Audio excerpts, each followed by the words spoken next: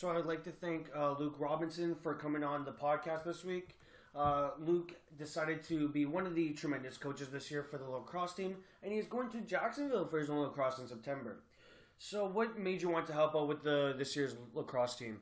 I think just being part of the team when I was here, actually going to school at Hayden, and when I was actually on the team, I just had such a great experience.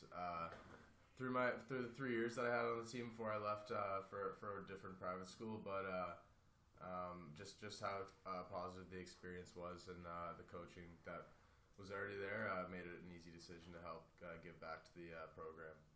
Then how could you use your knowledge of lacrosse to your advantage while coaching?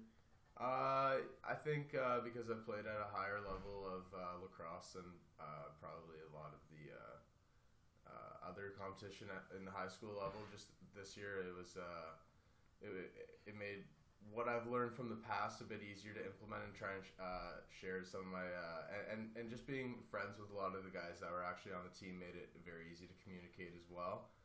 Just using like what I've learned from past coaches, just kind of soak it all up and then try and communicate that to my buddies and help them out on the field. Then for those who don't know, our lacrosse team never won a single game last year. So for you personally, what does it mean to be a part of this team that never won a game from last year and then went on this tremendous run this year?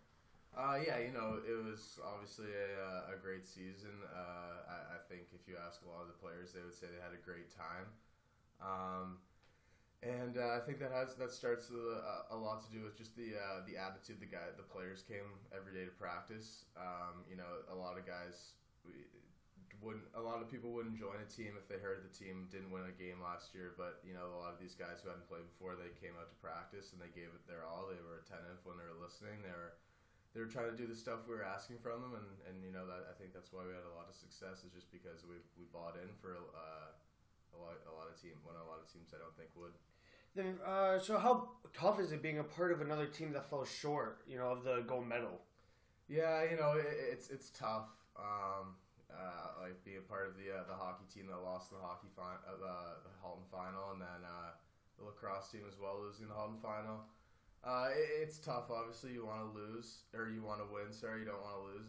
You hate losing. Me more than others, I would like to think, and you just got to learn from those experiences and take them as a positive and use it better for next time. And I think each sport gives a bit of a different twist, so I think it would help me for just sports and also life in general. And then, do you have any highlights from coaching this year's lacrosse team? Our Keswick trip was a lot of fun. That we went and stayed away up in Keswick. We got a hotel for the night, and then played 3 games the next day. And just the going away, staying over in the hotel. It's a bit different than just going to a tournament over at, let's say, Georgetown, where we get to actually stay together, bond a little bit, get to know each other a bit better. So that was definitely a highlight of the season, and definitely something that I hope the team does next year as well. So then let's move on to your personal lacrosse. You're going to Jacksonville in September. How hard did you train for this moment? Very hard. It's definitely not something that came easily. A lot of work was put into it, but I had a lot of people help me as well. There was a lot of people helping me become better, and there's a lot of people that I owe thanks to that helped me get to the position where I am today. So how did you get scouted for Jacksonville? So I played for a program called Edge Lacrosse. It's based out of Oakville, and it's essentially just like a Team Ontario field lacrosse team where all kids from Ontario go and try out. And if you make the team, then you go down to tournaments in the States. So we travel down to hotbeds of lacrosse like Philadelphia, Maryland, Pennsylvania, just some more states where lacrosse is more popular, and then that's where you'll find a lot of the college coaches. They go to those hotbeds where they find a lot of the same kids will be playing. So it's a lot of a lot of tournaments are in the same spots, and it's just kind of getting on teams that go to those tournaments where the coaches will be. And I did that through Edge Lacrosse, and they helped me out a lot with that, and then also setting up like phone calls and stuff with the coaches. They were very big on helping with that, so a lot of thanks to them as well. So, how long have you been playing edge lacrosse? I started playing edge lacrosse when I was in grade 9. Back then, you could start talking to schools whenever you wanted, or whenever they reached out to you. There was no restrictions. Now, a couple years later, there is restrictions, so now you can't actually talk to any coaches until after September of your grade 11 year. So it's a bit different now. You'll see probably kids start to play edge a little bit later. But I started in grade 9 back when there wasn't any rules, and we were talking to coaches. So would you say that you had an easier route to get in contact with coaches? I would say that I did because I made the edge lacrosse team. That put me in a better position to go down to the tournaments where all those coaches will be.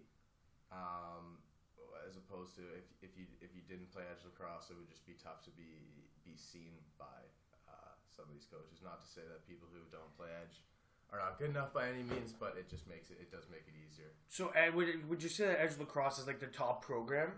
Yeah, I would say that in Canada, at least, I would say edge is the top field lacrosse program for getting kids to the NCAA. I think they have over 300 NCAA athletes they've put in for sure.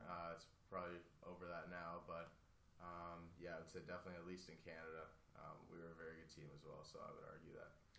Then what played in your decision to go to Jacksonville, not somewhere closer? You know what? It was Jacksonville. Being in Florida is a place where I will probably be flying more than driving. So with it only being an hour and a half flight, and never driving there, I guess I don't really know. I've just never been put into perspective how far it is really for me. So with just being like an hour and a half flight, it makes it feel a little bit closer to home. And until I do the drive, I guess it'll feel a little bit closer to home than it actually is. But then what will you be studying at Jacksonville?